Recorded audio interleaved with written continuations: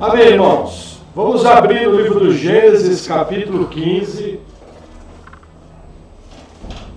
Gênesis 15. Enquanto isso, eu vou abrir o meu esboço aqui.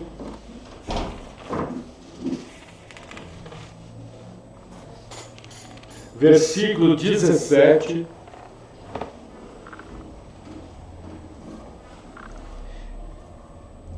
Hoje, tecnicamente, nós iríamos estar pregando o Evangelho de Mateus, mas por causa desse texto de Gênesis 15, eu sou obrigado a abrir um parêntese na pregação e vou ser obrigado a desenvolver mais ou menos entre 7 e 10 palavras ligadas a esse tema. Por quê? Entendam.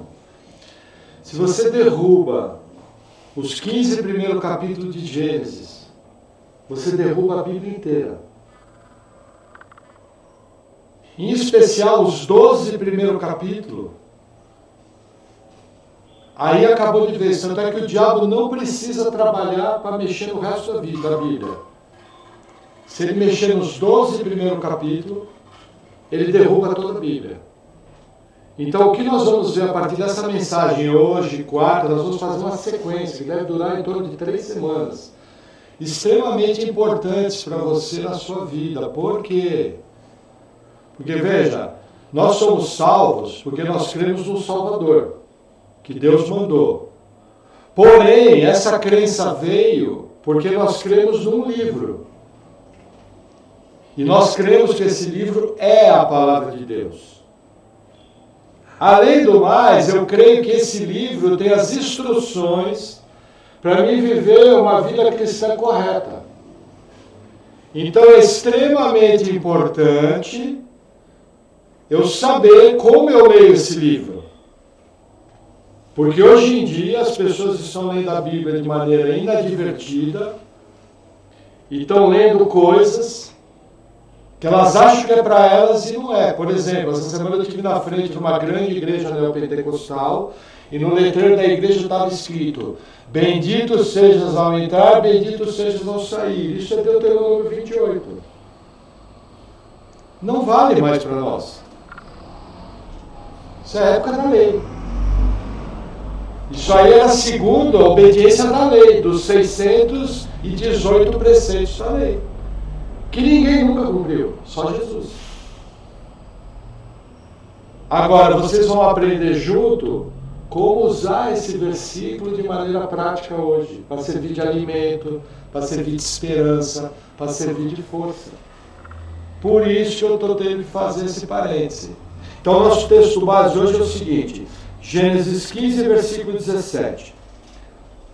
E sucedeu que, posto o sol, houve escuridão, e eis que um forno de fumaça e uma tocha de fogo, que passou por aquelas metades. Naquele mesmo dia, fez o Senhor uma aliança com Abrão, dizendo: a tua descendência tenho dado essa terra, desde o rio do Egito até o grande rio Eufrates, e o Queneu, e o Quenezeu, e o Cadmoneu, e o Eteu, e o Perizeu, e os Refaíns, e o Amorreu, e o Cananeu, e o Girgazeu, e o Jebuseu. O que nós temos aqui, lembram? Abraão volta da guerra dos 4 reis contra os 5 reis, ele volta vencedor. Abraão rejeita a oferta do rei de Sodoma de levar todo o esposo de guerra. Aí Deus, numa noite, chama Abraão para fora e fala: olha, tá vendo as estrelas aí? Assim vai ser tua descendência. Abraão não tinha filhos. Aí o que acontece? Deus ordena que Abraão pegue 3 animais. Aí durante o dia Abraão pega uma bezerra, pega um carneiro, pega a bezerra, um carneiro, uma cabra. Mata esses animais, limpa, abre em 2 metades, aí pega as aves, coloca. Por quê? Porque Deus está estabelecendo uma aliança. Como é que essas alianças eram feitas? As partes envolvidas com a aliança andavam no meio das partes. Só que o que acontece? Abraão cai no sono. E quem passa no meio da aliança é Deus, em forma de tocha, em forma de forno. Por que Deus faz isso? Porque é o que a gente chama na Bíblia de aliança incondicional. O que é uma aliança incondicional? É uma aliança que Deus garante o resultado dela. Não depende da obediência nem de Abraão, nem da gente. Deus, ele promete aqui que vai haver uma descendência de Abraão, uma descendência étnica, uma descendência física, mas também vai haver uma descendência espiritual, que somos nós. Nós vamos aprender isso junto, como que a gente está conectado aqui. A grande prova que você está conectado aqui é que agora você está sentado ouvindo essa palavra. 4.000 anos atrás, Deus já viu você, já decretou você aqui, hoje. Mas isso só foi possível porque não dependeu da nossa obediência. Dependeu do que Deus falou. Deus é tão maravilhoso que sabe que nós, como pecadores, homens caídos, inimigos dele antes da graça alcançar a nossa vida, seria impossível para nós obedecer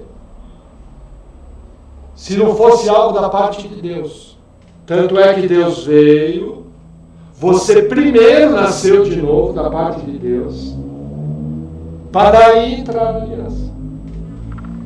Não foi o contrário, como muitos pensam. A gente fala, não, eu criei e entrei. Não. Deus escreveu o seu nome no livro da vida, na eternidade passada, escreveu a história da sua vida, tanto coisas boas como coisas ruins. Trouxe você com dia e hora marcada para o seu novo nascimento e a sua salvação. E efetivamente vai levar você para a eternidade salva. E por que ele consegue fazer isso? Porque não depende da gente. Se dependesse, eu e o Júlio ia fazer o clube dos que estragam a salvação. Na verdade, ele ia ser o primeiro a perder a salvação.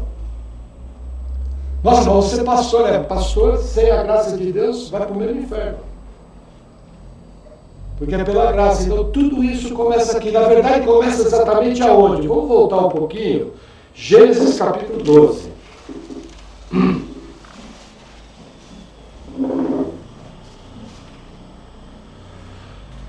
Ora, o Senhor disse a Abrão: sai da tua terra, da tua parentela e da casa do teu pai para a terra que eu te mostrarei. E far-te-ei uma grande nação, e abençoar-te-ei, e engrandecerei o teu nome, e tu serás uma bênção. E abençoarei os que te abençoarem, e amaldiçoarei os que te amaldiçoarem. E em ti serão benditas todas as famílias da terra. Olha a gente aqui. Nós somos todas as famílias da terra. Porque a descendência física de Abraão é o povo judeu. Eu pergunto, você é judeu? Não. Talvez até alguns de nós, sem saber, tenhamos uma descendência judaica. Isso pode ser comum. Entendeu? Normalmente, sobrenomes ligados à natureza pode ser de origem judaica. Por exemplo, Oliveira pode ser um sobrenome de origem judaica. E por causa da perseguição eles tiveram que mudar o nome para não serem mortos. Mas nós não somos judeus. Nós somos o benditas todas as famílias da terra. E por que Deus faz assim? Gente, vamos entender. Nós servimos um Deus organizado. Essa organização a gente vê em tudo. Se você olhar uma simples formiga, se você olhar o vírus, o tão famigerado coronavírus, ele é extremamente organizado. Veja, é uma partícula tão pequena, capaz de ceifar uma vida. Porque aquilo, na verdade, é uma máquina de guerra. Dentro de uma partícula invisível, coisa muito pequena, aquilo, se entrar no organismo, guardadas as devidas circunstâncias, vai matar um organismo bilhões de vezes maior do que ele. E isso só é possível porque nós servimos um Deus organizado, um Deus com uma inteligência muito acima. E todos os lugares que a gente vê no universo, a gente percebe marcas dessa característica de Deus. E aqui já vem o primeiro ensino. A sua vida, de você que se diz lavado e remido pelo sangue do Cordeiro. Ela tem que expressar essa organização, essa limpeza, esse equilíbrio, esse bom senso. Lógico que nós temos erros, lógico que a gente tem às vezes casa bagunçada, lógico que às vezes o nosso trabalho não funciona como a gente gostaria, mas é algo que tem que estar no meu coração, eu tenho que expressar a Deus, porque o Deus Criador mora em mim, o Espírito Santo mora em mim. Nós nunca podemos esquecer que o Espírito Santo é Deus. E mora no nosso espírito. Então a gente tem que expressar essa organização. Então o que eu estou querendo dizer? O diabo entrou na terra via engano, via mentira. No seu plano de salvação, Deus entra na terra legalmente, via aliança. E é interessante que a gente percebe no plano de Deus que Deus tem alianças. Vou mostrar, por exemplo, uma delas para vocês. Vamos voltar um pouquinho no livro do Gênesis. Nós já vimos essa, que é a aliança abraâmica. Vamos voltar em Gênesis capítulo 9.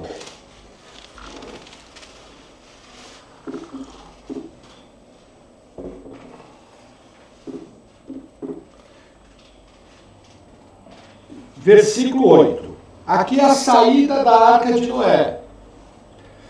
E falou Deus a Noé e a seus filhos com ele, dizendo: E eu, eis que estabeleço a minha aliança convosco e com a vossa descendência depois de vós, e com toda a alma vivente que convosco está, de aves, de gado, de todo animal da terra convosco, com todos os que saíram da arca, até todo animal da terra. E eu convosco estabeleço a minha aliança. Qual é? Vírgula. Que não mais será destruída toda a carne pelas águas do dilúvio, e que não mais haverá dilúvio para destruir a terra. Essa é a primeira aliança que Deus faz na Bíblia. Por isso que nós estamos inteiros até aqui. Só para você ter uma ideia, por muito menos do que a nossa geração faz, o dilúvio veio ao mundo. Por muito menos. E só não veio outro dilúvio porque Deus prometeu. E qual que é a garantia que você tem disso? Cada vez que chove e faz sol, você vê o arco-íris no céu. Quando você olha para aquele arco-íris, que foi usurpado pelo movimento LGBT, uma blasfêmia, aquele é o arco-íris da aliança de Deus, de que Deus nunca mais ia trazer dilúvio sobre a terra. Provavelmente o dilúvio matou, hoje está indo lá, 4 bilhões de pessoas. O dilúvio matou. Lógico que muito menos do que vai ser a grande tribulação do Apocalipse, que vai matar bem mais que isso. Porque os juízos de Deus são juízos terríveis. A gente serve um Deus de amor, um Deus de graça, e a gente serve um Deus de juízo. Amém? Então essa é a primeira aliança. A segunda aliança é a que nós vimos com Abraão. O que Deus está fazendo? Olha, eu não vou mais trazer juízo de dilúvio. Aí a história passou um pouco, ele encontra um homem, ele decide. Abraão nem pensava quem era Deus. Ele decide chamar Abraão para a aliança. O que eu lembro? Eu lembro do irmão Maurício, que tinha um conceito na cabeça chamado Deus. Mas que se Deus efetivamente não opera graça em mim, nunca eu seria salvo. Na verdade, quando Deus me salvou, o que eu queria era fazer bastante festa, trabalhar o mínimo possível, ganhar a maioria do dinheiro possível, e vamos todos muito bem, obrigado. Como vocês todos. Talvez alguns eram uma carne mais cheirosa. Outros eram uma carne mais fedorenta, como a minha. Mas era tudo carne, a gente só olhava para a gente. Você só parou para pensar em Deus porque Ele veio atrás de você. Foi a mesma coisa que Ele fez com Abraão. Então passamos a primeira aliança. Veja, dependeu de Noé a terra nunca mais ser destruída? Não. Foi uma aliança incondicional, sem condições. Dependeu de Abraão a salvação chegar até nós e a formação do povo de Israel? Não. Porque quem abriu o ventre de Sara, quando ela já não tinha o costume das mulheres, foi Deus. Abraão, com quase 100 anos, foi pai.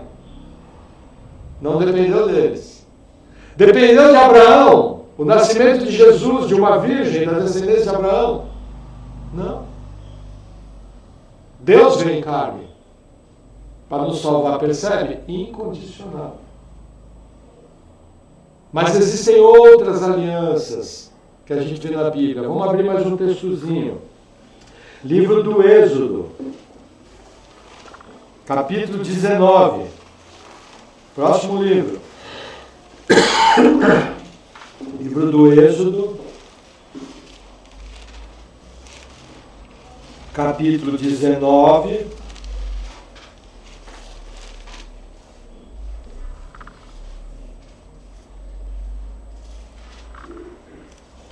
Vamos lá. Vamos ler o 20, que o 20 fica mais claro.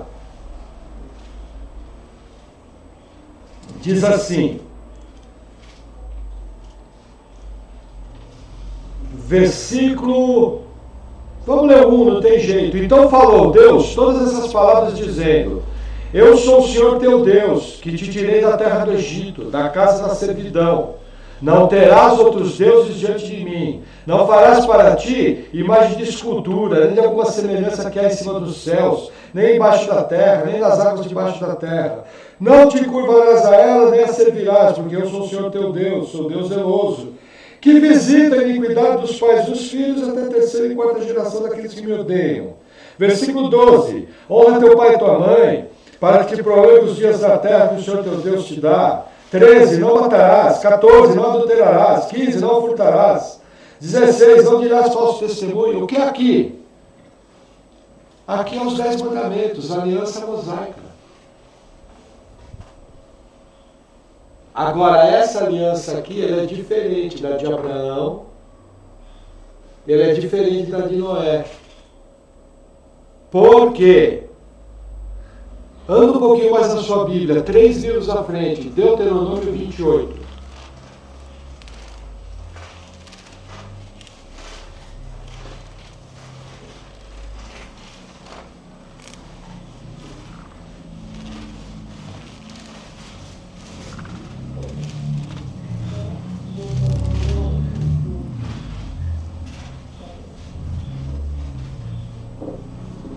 Versículo 1.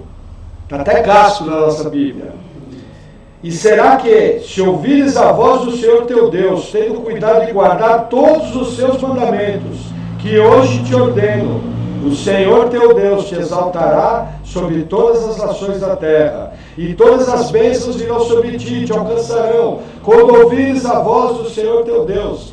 Bendito serás a cidade e bendito serás no campo. Olha o 6. Bendito serás ao entrares e bendito serás ao saíres. Olha o que eu vi naquela igreja. Agora vamos ler o 15. Será, porém, que se não deres ouvido à voz do Senhor teu Deus, para não cuidares de cumprir todos os seus mandamentos e os seus estatutos que hoje te ordeno, então virão sobre ti todas essas maldições e te alcançarão. É uma aliança condicional. Dependia da obediência de Israel. Israel tinha que obedecer os 618 preceitos. Coisa que ninguém na terra pode fazer. Romanos 3:23. Todos pecaram e destituídos estão privados da glória de Deus. Estão privados, destituídos. Sem presença de Deus. Porque todos pecaram. Só teve um ser humano que pisou nessa terra depois da queda, que cumpriu toda a lei. Jesus Cristo, o nosso Deus. Por isso que a morte dele no Calvário é o sangue da propiciação pelos nossos pecados. Simples assim. Agora, como Israel fazia? Porque lá de Israel ninguém conseguiu obedecer 100% à lei.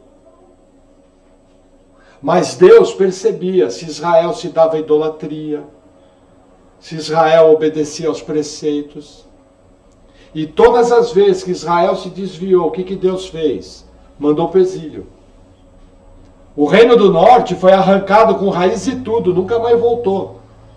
As 10 tribos do norte foram arrancadas em 722 a.C., quando a Assíria veio e tomou Jerusalém. Isso é registro histórico. O Reino do Sul, em 586 a.C., foi levado para a Babilônia, só que aí Deus trouxe de volta. E por que Deus trouxe de volta? Porque derivado dessa aliança condicional, Deus fez uma outra aliança com o povo. Deuteronômio capítulo 30, olha que legal.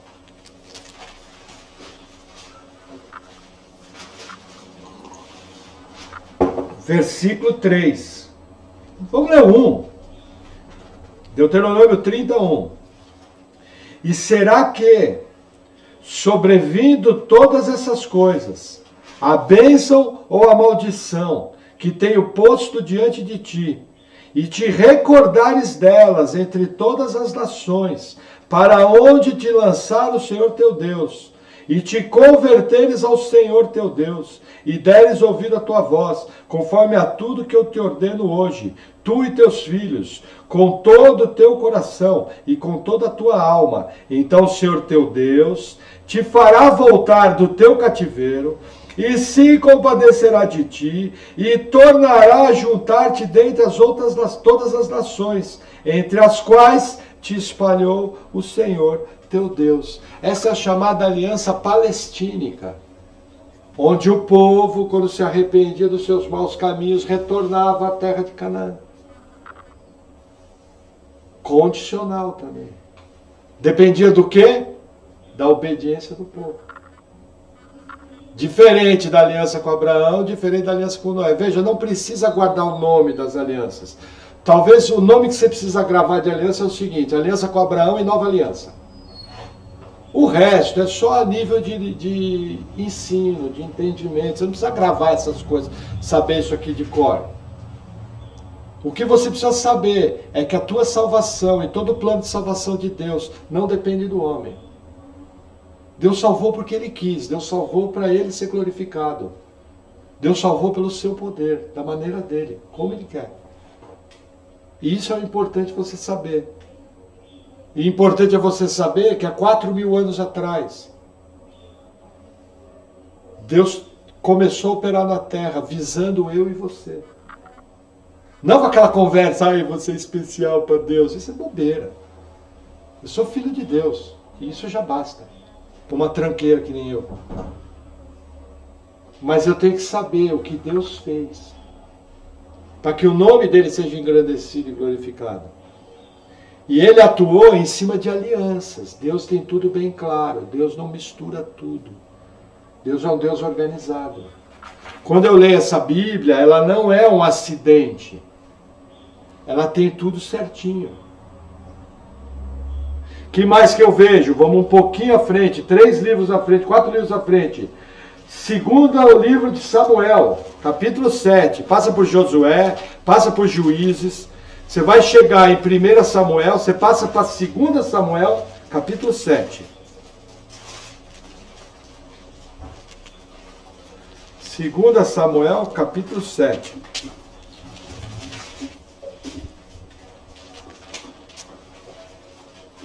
Versículo 12. Aqui, quando você vai abrindo, Deus manda o profeta Natã mandar uma profecia para Davi, que nos traz mais uma aliança. Então diz assim, 2 Samuel 7,12.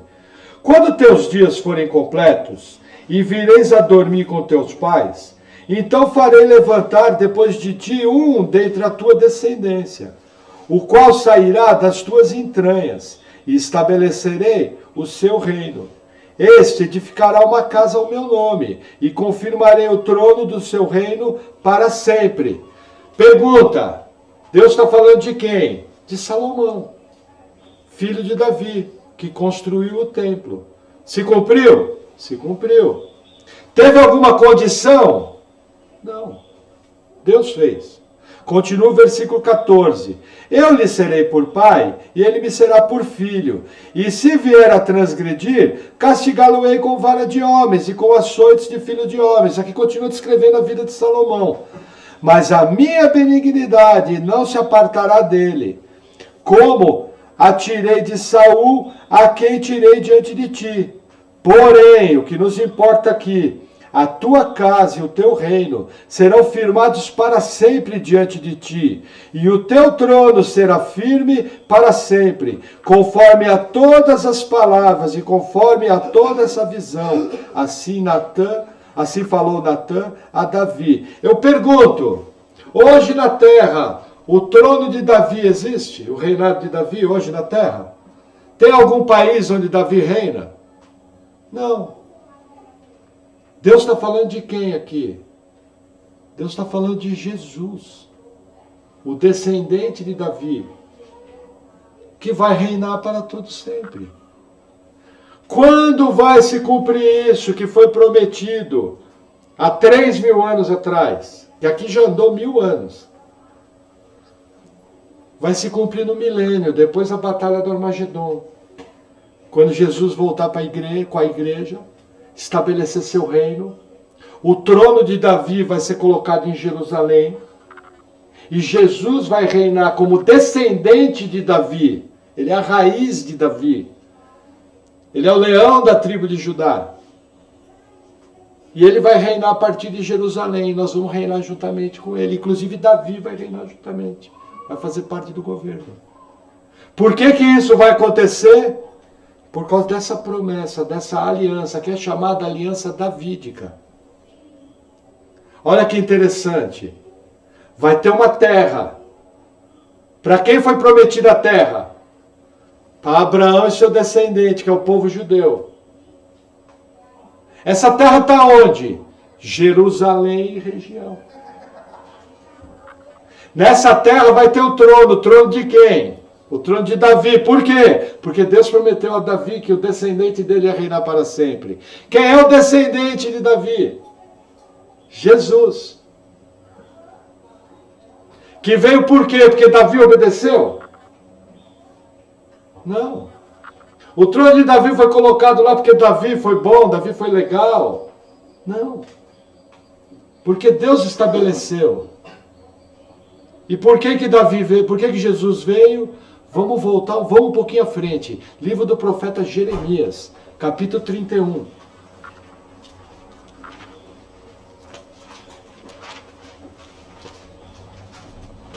Eu não estou afundando muito, porque nós vamos voltar depois em cada aliança, em cada dispensação. E vamos entender as aplicações delas para nós. Jeremias 31. Depois de Isaías, vem o livro do profeta Jeremias. Versículo 33.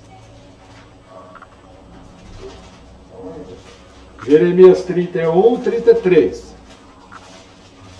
Diz assim, palavras do próprio Deus. Mas essa é a aliança que farei com a casa de Israel, depois daqueles dias, diz o Senhor. Porei a minha lei no seu interior, e a escreverei no seu coração, e eu serei o seu Deus, e eles serão o meu povo. Deixa eu fazer uma parte aqui. Gente, entenda. Os 10 mandamentos encerrou. É lei. Ah, pastor, então não preciso mais seguir os 10 mandamentos? Na forma de lei, não. Mas você segue porque Deus plantou eles no seu coração. Antes a lei estava fora. Agora a lei está dentro. Mas já não é mais como a lei de Moisés. É porque Deus colocou ela no seu coração. É o que está escrito aqui. Entendeu? Os salvos têm a lei de Deus no coração. Mas o texto continua.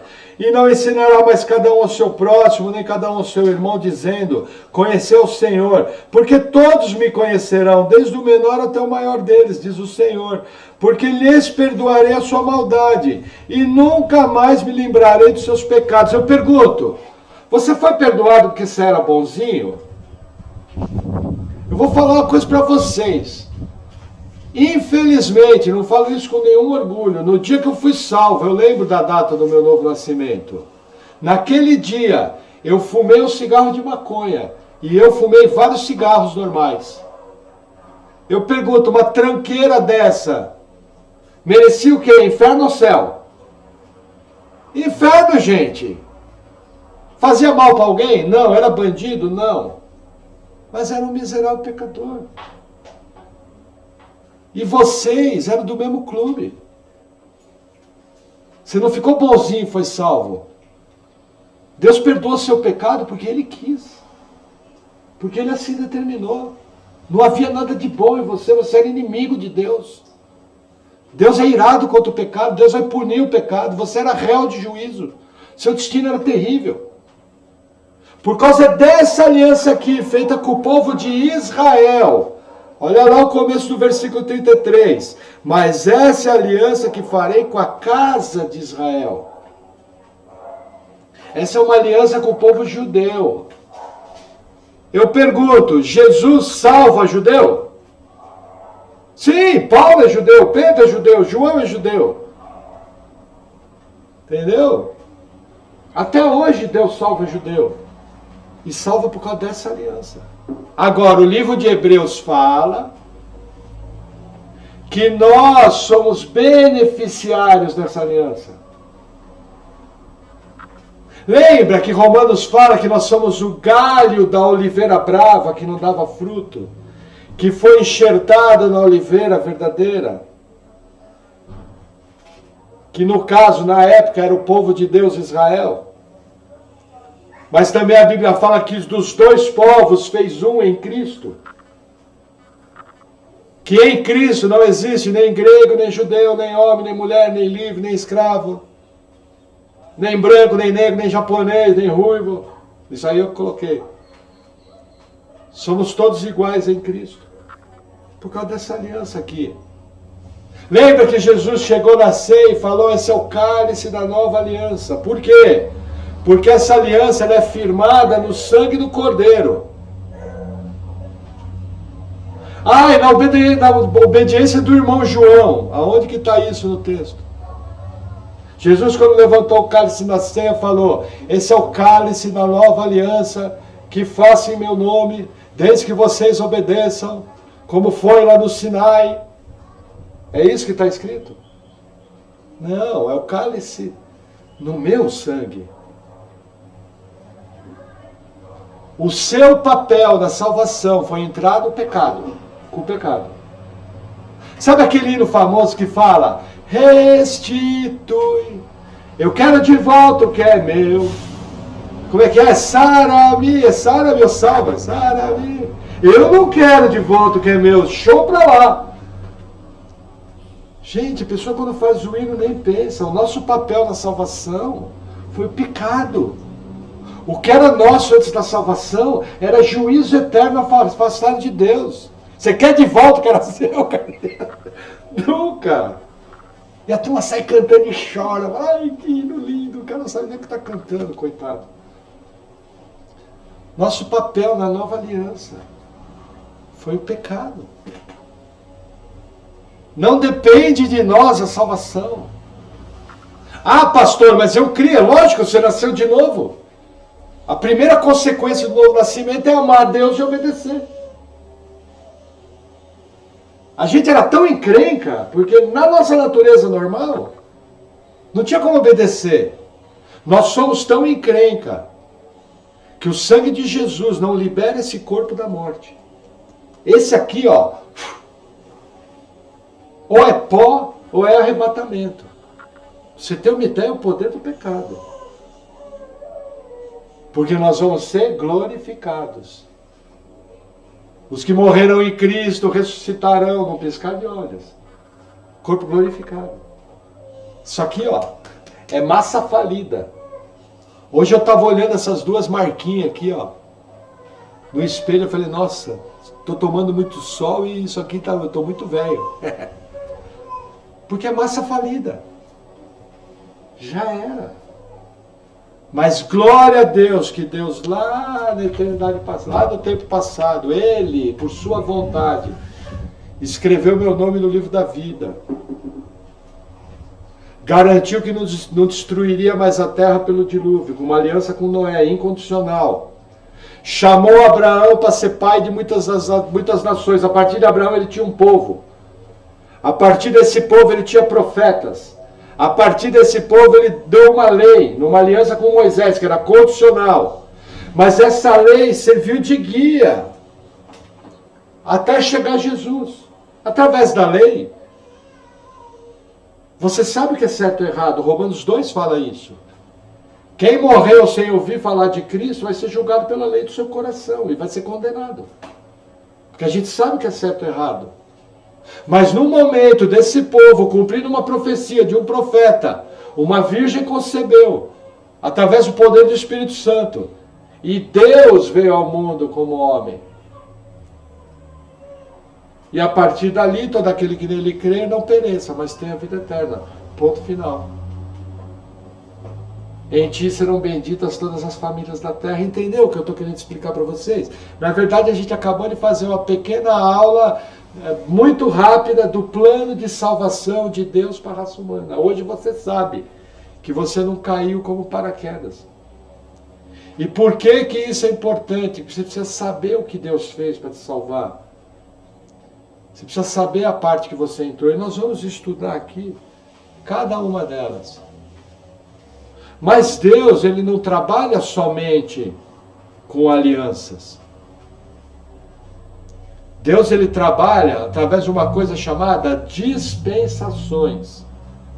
Alguém já ouviu falar o termo dispensacionalismo? Quem já ouviu, levanta a mão. Pouca gente. Então hoje você vai ouvir falar. O que é o dispensacionalismo? É um sistema de interpretação bíblica. É como se fosse um óculos teológico que você coloca. Nós somos dispensacionalistas. A gente crê que Deus trabalha através de administrações distintas na sua história. Eu pergunto, só para te mostrar isso. Hoje aqui, tem algum sumo sacerdote aqui no culto? Nós matamos algum cordeirinho aqui no culto? Alguém comeu carne de porco ou linguiça essa semana? Sim. Mas você não é povo de Deus? Mas o judeu não faz isso. Por quê? Porque a administração mudou. A lei cessou. Hoje nós somos o povo da graça. Então, da mesma maneira que Deus tem alianças, Deus ele tem administrações, ele tem dispensações. Só vou mostrar para você, pastor, aonde que tem dispensação na Bíblia. Quer ver que interessante? É um barato. Quando você vê a palavra, você vai falar, nossa, estava lá o tempo todo, eu nunca vi. Abre, carta de Paulo aos Efésios. Capítulo 1.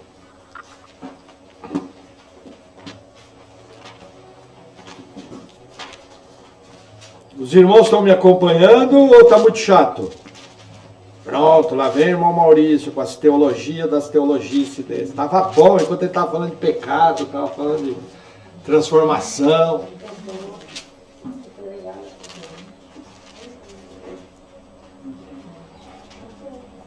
Efésios 1, vou ler primeiro o versículo 10.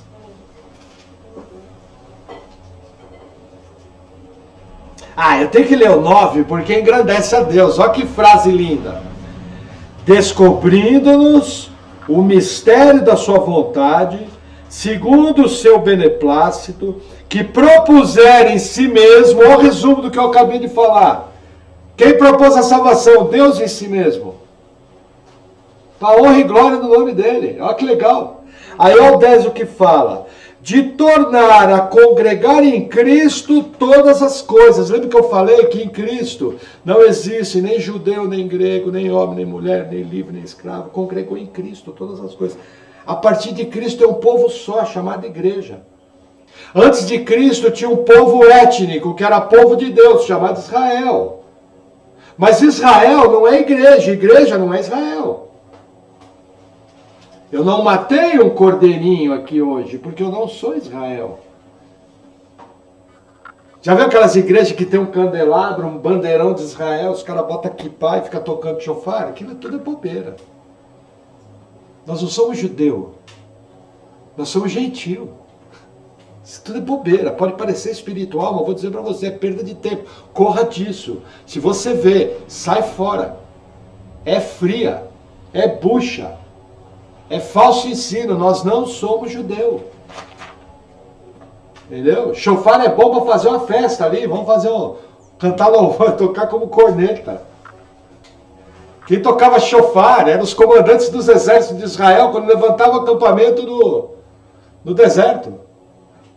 Nós não somos judeu. Mas olha que interessante, continuando no versículo 10. Vou reler. De tornar a congregar em Cristo todas as coisas, na dispensação da plenitude dos tempos, tanto as que estão nos céus, como as que estão na terra. O que é a palavra dispensação aqui? Deixa eu ler mais um versículo para você entender. Efésios capítulo 3. Versículo 2. Se é que tendes ouvido a dispensação da graça de Deus, que para convosco me foi dada. Versículo 9. Diz assim, é o 9, e demonstrar a todos qual seja a comunhão do mistério, que desde os séculos esteve ocultos em Deus, que tudo criou por meio de Jesus Cristo. Versículo 11. Segundo o eterno propósito que fez em Cristo Jesus, nosso Senhor. Ponto. Deus tem um propósito para tudo. Aonde que entra a palavra dispensação? A palavra dispensação, no original em grego, é oikonomia. Vocês conhecem alguma palavra parecida com oikonomia? É a palavra economia. Economia quer dizer o quê? Administração. Então a Bíblia nos fala que existe a dispensação da graça. Quem inaugurou a dispensação da graça? Jesus. Quando ela começou? No livro de Pentecostes, capítulo 2, quando o Espírito Santo veio sobre a igreja. Gente, a igreja começa em Pentecostes. Por quê? Porque a partir dali todo crente recebe o Espírito Santo como penhor. Nós vamos estudar isso junto. Por que que o Espírito Santo não veio antes? Porque Jesus ainda estava na terra. Mesmo ressurreto e glorificado. Precisou Jesus ascender aos céus, Atos 1, se eu não me engano, versículo 8 em diante.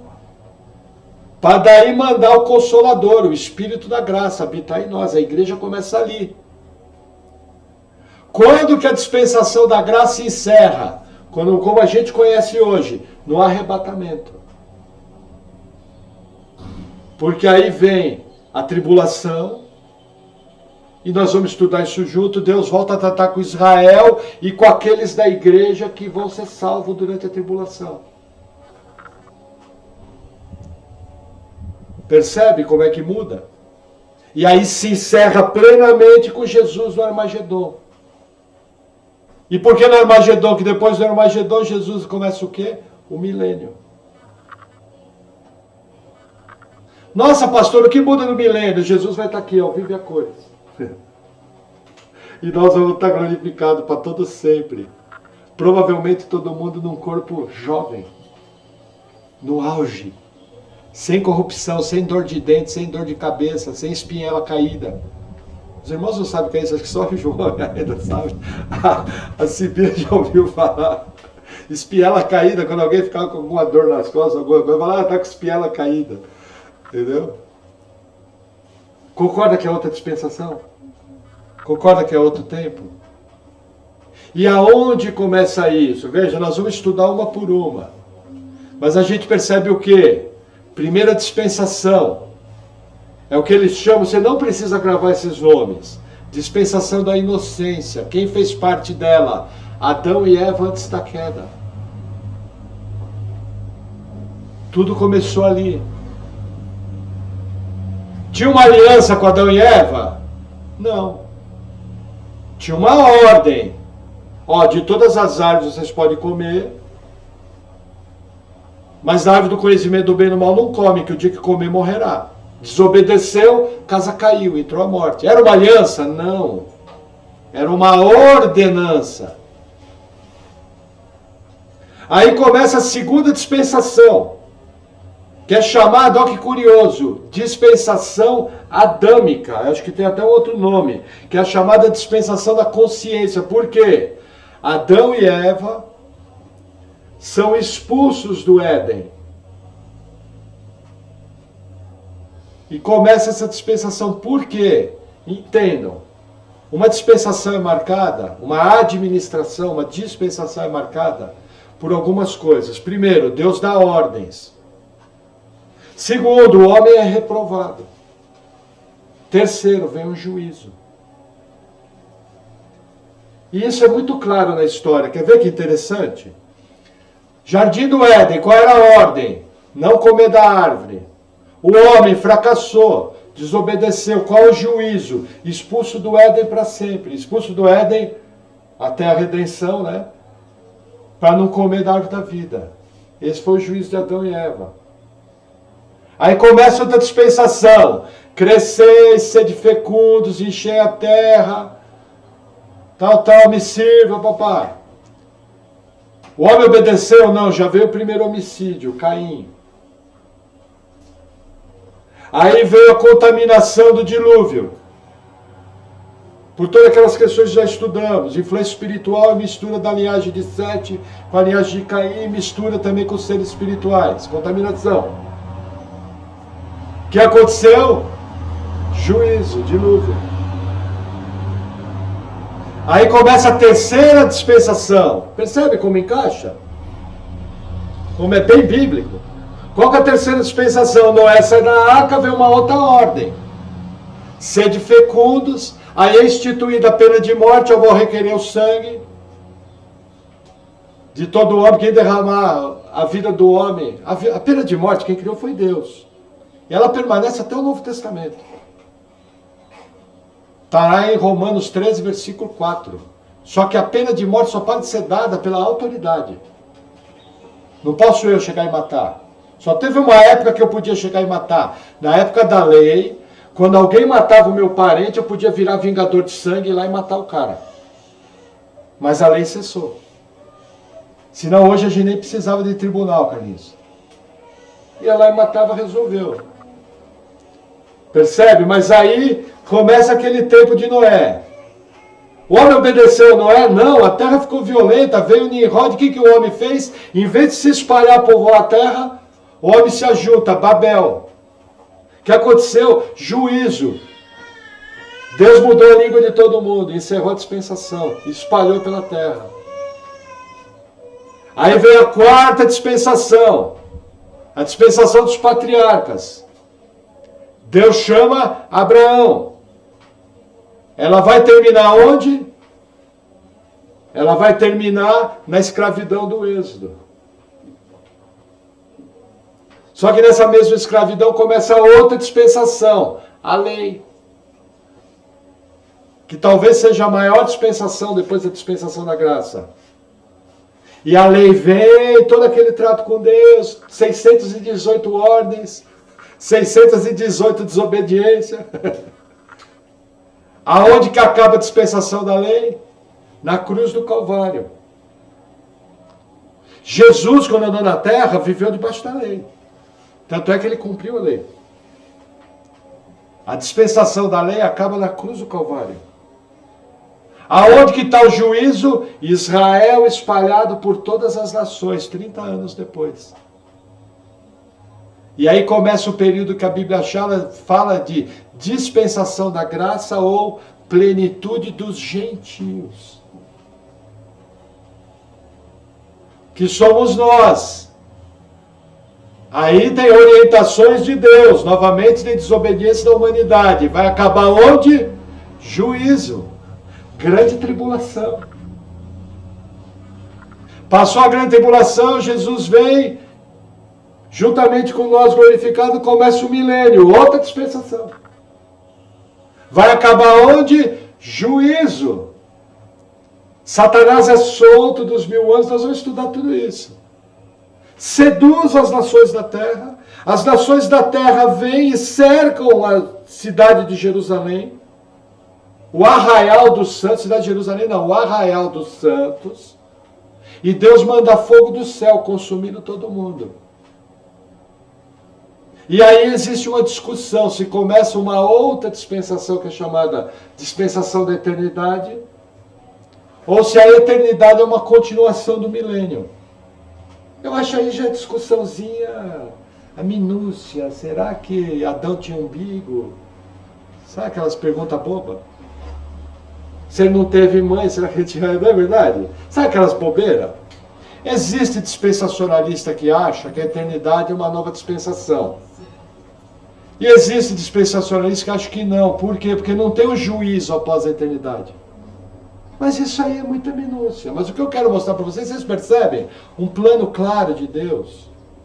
Cada fase tem uma orientação. Cada fase tem uma desobediência. Cada fase tem um juízo. A Bíblia chama isso de dispensação. E por que que isso é importante? Veja, aqui na igreja, quem ouve Augusto Nicodemos? Levanta a mão bem alto para me ver. Quem ouve Paulo Júnior? Quem ouve, por exemplo, Hernandes Dias Lopes? Todos eles não pensam como nós. Olha que fria. Mas pastor, você tem uma camiseta do Augusto Nicodemos? Não tenho, mas eu teria. Pastor, você é do fã-clube do Paulo Júnior? Sim. Amo esses homens, tenho uma dívida na minha vida teológica para eles impagável. Mas eles têm um sistema teológico diferente do dispensacionalismo.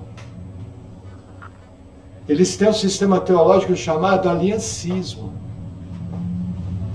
que muda a interpretação bíblica, principalmente aonde?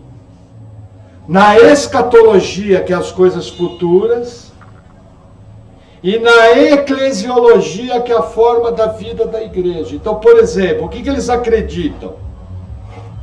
Eles acreditam que existe um único pacto na história, desde lá de Adão até a eternidade. Aí eles acreditam que dentro desse pacto existem alianças, nós também. Eles acreditam na aliança abraâmica, eles acreditam na aliança davídica, eles acreditam na nova aliança, eles acreditam na aliança com Noé. Essas 4 alianças eles acreditam igual. A aliança palestina, que eles acreditam. Não, a palestina que eles têm uma divergência aí. Por quê? Porque para eles, Israel e a igreja substituiu Israel. Hoje você é o Israel de Deus.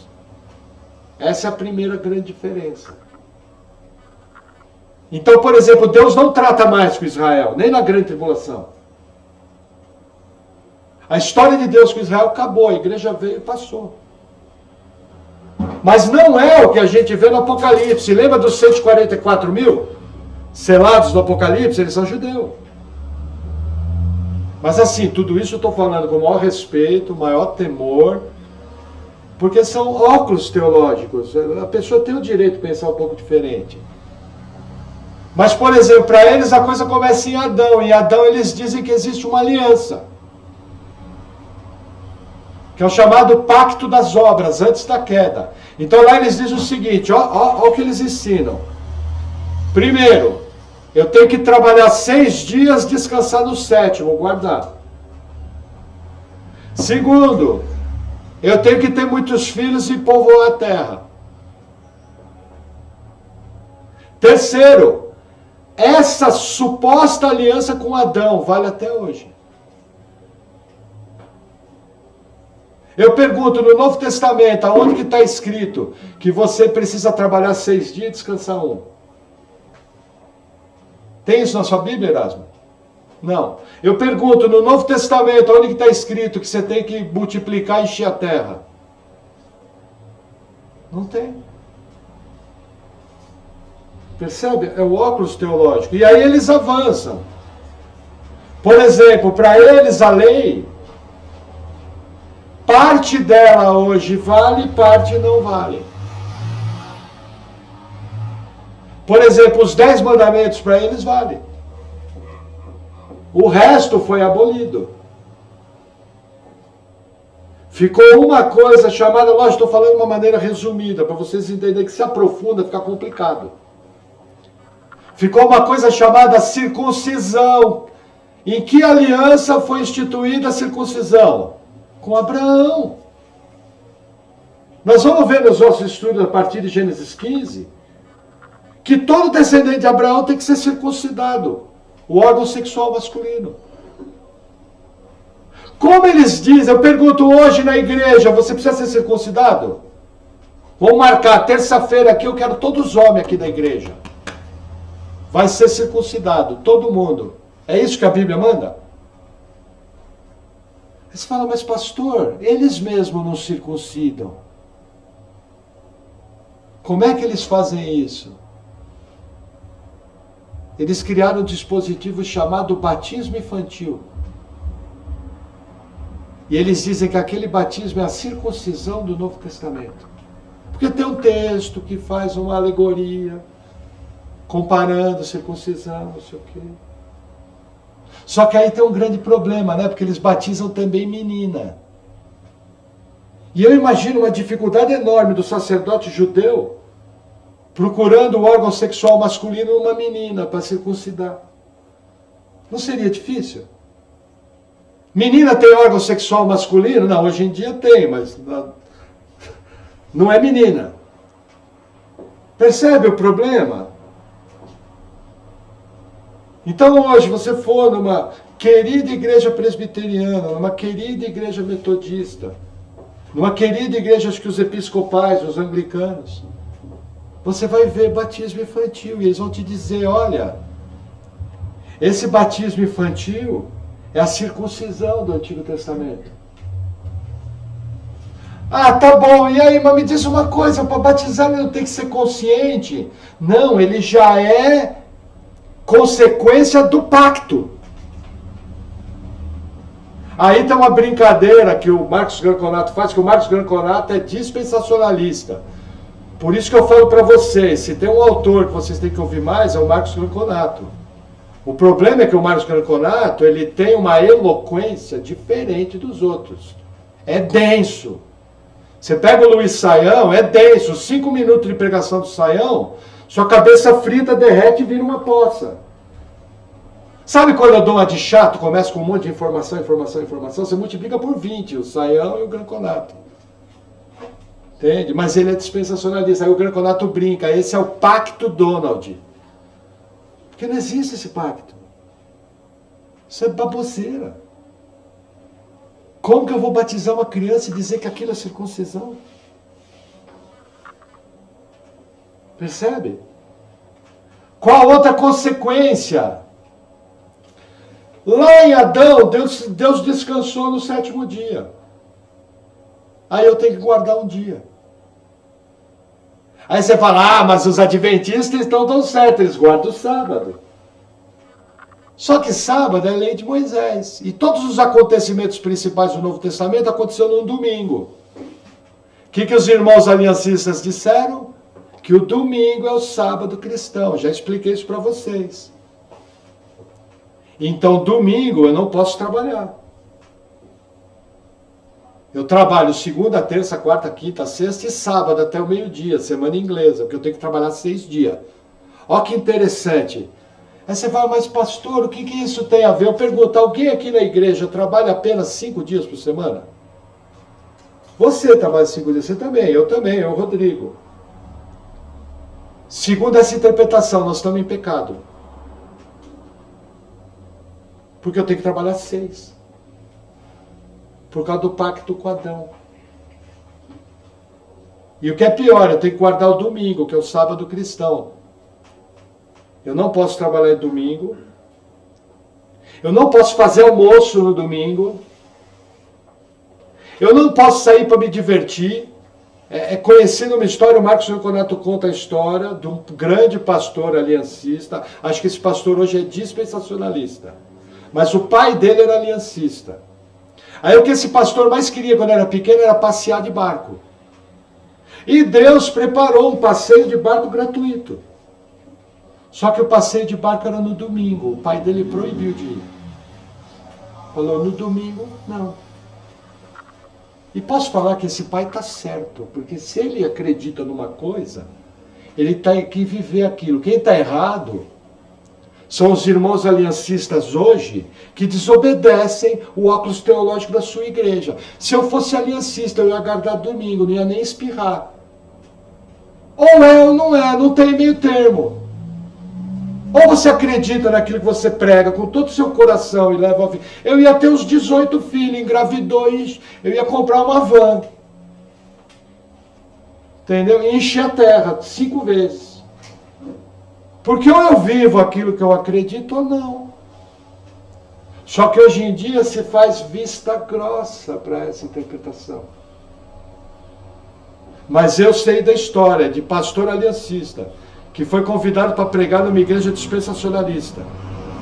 E a igreja, depois da janta, quis pagar um jantar para o pastor, para honrar. Esse é fiel, esse é canelinha de fogo. Chegou e falou, vocês estão malucos? Nunca que eu vou deixar num domingo alguém trabalhar para mim.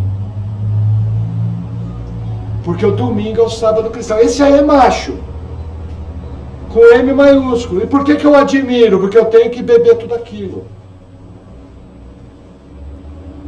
Não parando aí, por exemplo, para os irmãos aliancistas, eles falam o seguinte, que nós dispensacionalistas não temos lei. Nós somos antinômios. Olha que nome bonito, tá amarrado. Aí eu pergunto, você não acredita que a lei é verdadeira?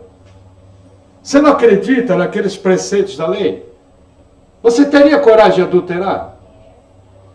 Você teria coragem de sair mentindo? Você teria coragem de roubar? E por que eles dizem isso? Que os 10 mandamentos não acabaram. Eles apenas foram remontados para o Novo Testamento. Só que a gente diz o seguinte, eu não sou obrigado a seguir os 10 mandamentos. E aí, quem está com a razão? Irmão Maurício, Zé Ruela,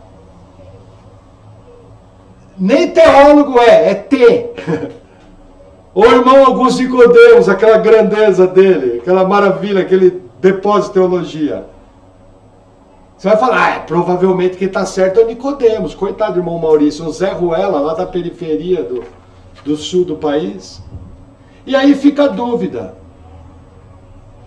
Eu acho, nesse caso, perguntar para um amigo meu. Vamos abrir Carta aos Hebreus, capítulo 7. Quem é esse amigo? O escritor de Hebreus. Você vai um pouquinho à frente de Efésios e abre em Hebreus, capítulo 7.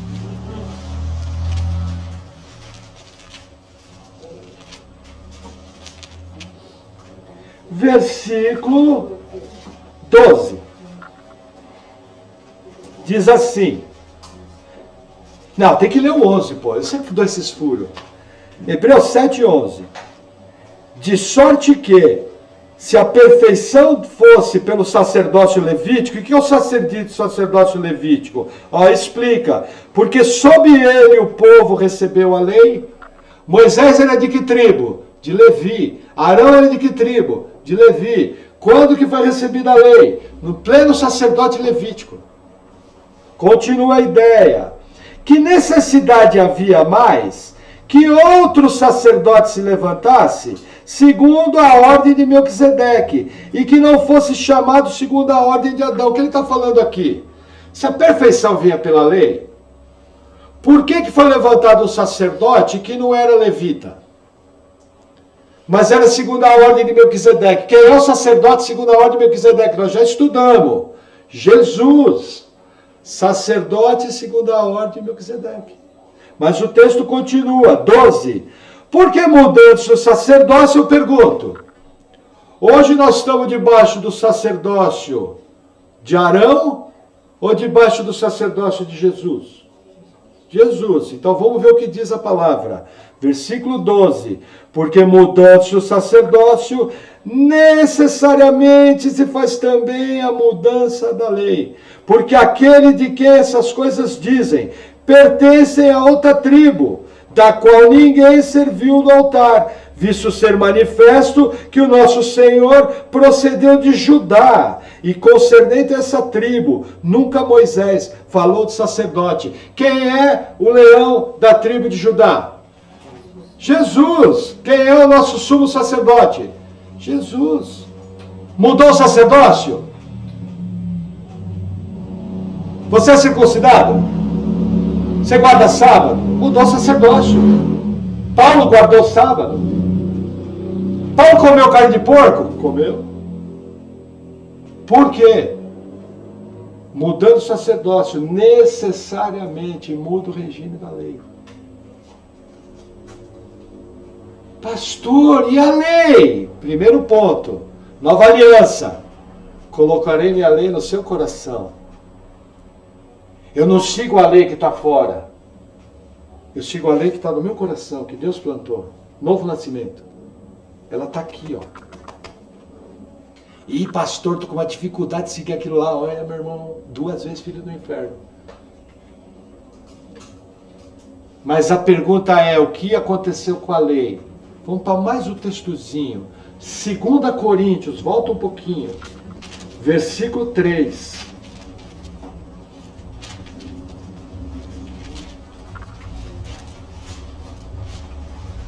Segunda Coríntios, versículo 3. Passou por Gálatas, chegou em Coríntios. 2 Coríntios, capítulo 3, não versículo 3. Olha que interessante. 2 Coríntios 3, eu vou ler a partir do versículo 7. Começa assim.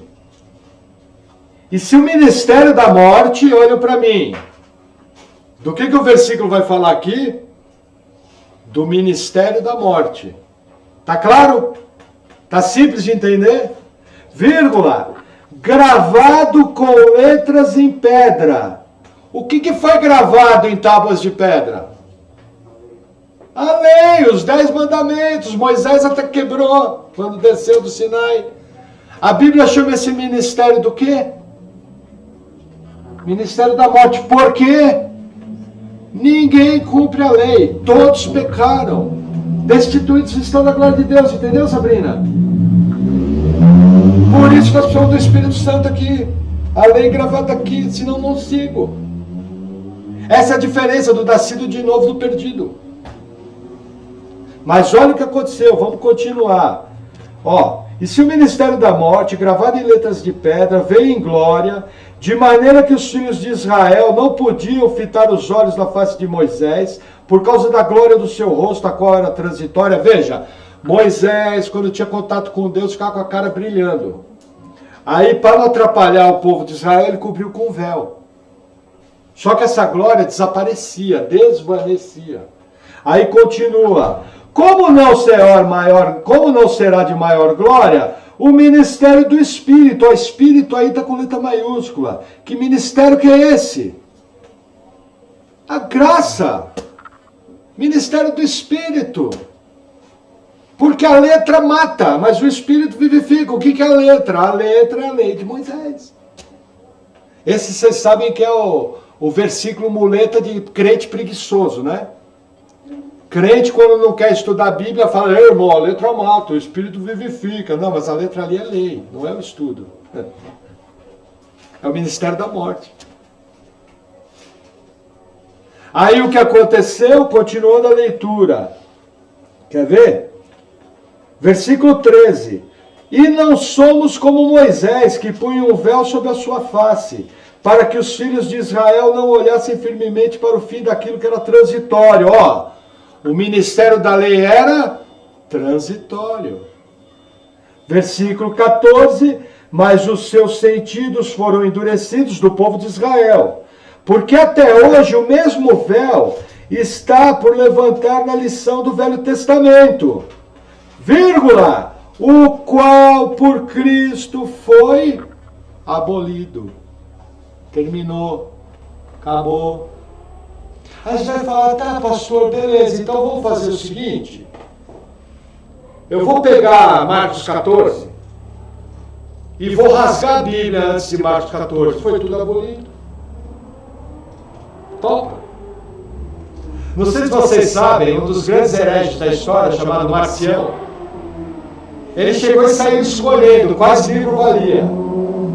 Ele arrancou todo o Novo Testamento, todo o Antigo Testamento, guardou algumas epístolas de Paulo, guardou umas coisas e falou, essa aqui é nossa Bíblia.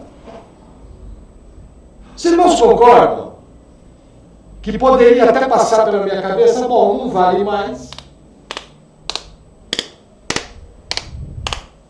Não vou nem pregar. Não vale. Não é perda de tempo, Sabrina? Não, não é perda de tempo. Porque o Antigo Testamento é riquíssimo. E o Antigo Testamento me ensina como Deus pensa. E Jesus Cristo é o mesmo ontem, hoje, será eternamente. A diferença é que eu tenho que entender a diferença entre preceito e princípio. O que é o preceito? É aquilo que está escrito em todo o Antigo Testamento. Por exemplo, dízimo. Tem dízimo no Antigo Testamento, na lei de Moisés? Tem. É claro, é claro. Dízimo vale hoje? Não, mudou o sacerdócio. Mas eu posso dizimar hoje? Sim. Porque existe o princípio guardado pelo preceito. Entendeu? Tudo que você lê no Antigo Testamento foi escrito daquela forma, para aquela época, com uma aplicação para a época. Porém, tudo que está escrito ali tem um princípio por trás. E esse princípio vai sempre fechar com o princípio dos 10 mandamentos. Vai sempre fechar com a aliança da graça. Vai sempre fechar com as coisas boas de Deus. Vai sempre fechar com a justiça de Deus. O que eu aprendo com Deuteronômio 28? Se obedecer, ele será bendito. Se desobedecer, ele será maldito. O que eu aprendo? Simples. Em cima daquele preceito, que não vale mais, eu aprendo o princípio, que a obediência a Deus é bênção para mim. Todo mundo concorda que obedecer a Deus é bom? E aí eu pego o Antigo Testamento, leio todas aquelas histórias, vejo tudo que está por trás e aprendo um monte. E sou edificado, e minha vida cresce. E cada vez que eu faço minha leitura anual, a palavra de Deus se renova dia após dia. Por quê? Porque eu vou adquirindo novos conhecimentos, vou aprendendo novos princípios, vou aprendendo como Deus pensa, vou vendo o plano maravilhoso que Deus tem. Aí eu vejo um miserável pecador como eu, está conectado a essas histórias maravilhosas, esses princípios que permanecem até hoje. E que sem eles eu não dou conta de ser crente. Por isso que nenhum pregador vai ousar mexer no Antigo Testamento. Porque ele preserva o preceito. Aliás, o princípio. Ele preserva tudo que é bom, tudo que é puro. Seja isso que ocupe o vosso coração. Porém, hoje, eu estou livre da lei. Eu estou livre de julgo. E nós vamos aprender junto. Várias dessas coisas aconteceram, porque Deus falou que ia ser assim. Ele garantiu. Principal delas, para mim, de tudo que nós falamos, o principal das coisas. A minha salvação foi dada por Deus, por vontade de Deus, obra única e exclusiva de Deus. Não depende de mim. Depende dele. E tudo isso que eu falo, todos esses, como é que a Nádia fala, esses paranauê que eu falei, é tudo para te ensinar como se relacionar de maneira clara com a Bíblia. Quando você vai orar, por exemplo, alguém com uma doença terminal na família, é algo grave? Olha, talvez eu seja um frouxo, é algo de arrancar os cabelos. Quando alguém vem com um diagnóstico de uma doença grave, terminal, qual é o primeiro pensamento que tem? Vai morrer. Talvez o irmão seja mais espiritual que eu, talvez eu seja mais carnal. Mas a primeira coisa que eu penso é vai morrer. Coitado, né, irmão Maurício? Ainda Deus faz a tranqueira virar pastor. Mas aí quando eu oro a Deus, Senhor, Tu és o Todo-Poderoso. E eu sei que para Ti não é difícil curar essa pessoa. Da mesma maneira que o Senhor curou Naamã, o sírio, da lepra, o Senhor tem poder para curar essa pessoa. Da mesma maneira que pessoas foram ressuscitadas por Paulo, por Pedro, e essa obra foi tua, Tu és o Todo-Poderoso, que ressuscita os mortos. Da mesma maneira que Tu, Senhor, para provar que Tu eras o Messias, e que a Bíblia fala que o Messias levaria sobre si todas as enfermidades, é coisa fácil para o Senhor curar essa pessoa. E porque eu confio em Ti, e porque a minha única confiança está em Ti, eu coloco essa oração diante de Ti. Tu és o Deus que abriu o mar vermelho. Tu és o Deus que afogou o exército de Faraó. Tu és o Deus que arrebatou Enoque. Tu és o Deus do sangue derramado do justo Abel. Tu és o Deus que prometeu para Eva que um descendente dela esmagaria a cabeça da serpente. E ela, arrependida, num dos seus filhos falou, o Senhor nos deu um varão, pensando que aquele seria o descendente que viria milhares de anos depois. É dessa forma que eu uso o Antigo Testamento, como alimento, como força, conhecendo aquilo que Deus fez, mas porém de uma maneira coerente. A maioria das igrejas hoje, não vou falar, igreja aliancista não faz isso, mas vai na maioria das comunidades e na maioria das igrejas neopentecostais. Todo mundo diz que a lei vale. E quando vai falar de dízimo, fala como lei. E quando vai falar de abençoado, fala como lei. E quando vai falar de salvação, fala que tem que obedecer para ser salvo. E que o diabo agora é mais poderoso para Deus, que ele pode roubar até teu novo nascimento e fazer você perder a salvação. Não é isso que a gente vê? O que mais se fala no Antigo Testamento? E por que se fala isso? Porque não chegou ninguém e explicou correto. Porque os crentes, infelizmente, estão vivendo um tempo difícil da história, onde os crentes não conhecem o Deus que eles servem. Eu prefiro muito mais, por exemplo, que nem está lá, irmão Jean e irmão Fábio, foram para a igreja presbiteriana. Não concordo com algumas coisas da igreja presbiteriana, mas eles, em geral, tirando as nossas diferenças, estão sendo ensinados uma fé bíblica, coerente, do que qualquer um de nós que sai das nossas fileiras para igrejas de teologia duvidosa, que vão levar a pessoa a acreditar em algo que não é bíblico. A Sabrina e o Júlio estão aqui desde o começo da igreja. Eles perceberam que a partir de 2015, nossa igreja estava a completar 7 anos. Em abril desse ano completa 7 anos, já faz tempo, né? Eles viram uma mudança radical a partir do final de 2015. Por quê? Porque eu descobri que eu ensinava coisas que, embora o princípio estava correto, eu ensinava de maneira errada, fora da Bíblia. E eu me neguei como alguém que vai responder a Deus tudo aquilo que ensinar. Eu me arrependi, pedi perdão a Deus e iniciei um novo caminho de ensinar apenas de maneira bíblica. Por quê? Porque eu não ligo se são muitos, não tem problema, não precisa encher igreja. Mas eu ligo se vocês são crentes de verdade. Por isso que eu sou chato, por isso que eu pego no pé, por isso que eu cobro de vir para culto, por isso que eu cobro de orar, por isso que eu cobro de santidade, porque eu vou dar conta da vida de vocês. E é o correto. Você não precisa de um pastor que passa a mão na sua cabeça, você precisa de um pastor que cuida da sua vida. E é lógico, Deus pode salvar em qualquer lugar. Nós não somos exclusivistas. Glória a Deus pelos salvos de todas as igrejas que estão espalhadas por todo mundo. Por quê? Porque salvação é via novo nascimento. Nasceu de novo, é salvo. Ah, mas a igreja dele ensinava, nasceu de novo, é salvo. Ah, não sei o quê. Nasceu de novo, é salvo. São irmãos, são queridos, a gente trata com respeito. Tem coisas que a gente fica até quieto para não causar um problema.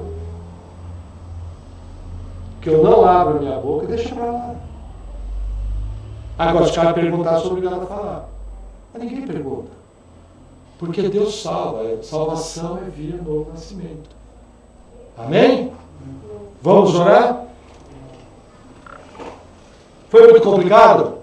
Ou deu para entender? Deu para seguir mais ou menos o raciocínio e tal? Então tá bom. Vamos orar. Vou fazer chamada oral segunda-feira pelo WhatsApp. Todo mundo. Senhor, obrigado por tua palavra. Principalmente eu quero agradecer, Senhor, pelas tuas promessas, pelo teu maravilhoso plano de salvação, por tudo de bom que o Senhor tem feito em nossas vidas. Senhor, que de maneira simples o Senhor venha nos dando entendimento da tua palavra, o Senhor nos venha dando sabedoria na oração, que nós possamos crescer em graça, crescermos no conhecimento do Senhor e crescermos na confiança do teu poder, que possamos estar firmados totalmente na tua palavra, na tua graça e no poder do teu braço. Senhor, livra de nós todo ensino errado, ajuda-nos em nossa fraqueza, que nós possamos combater o bom combate e guardar a fé, em nome de Jesus.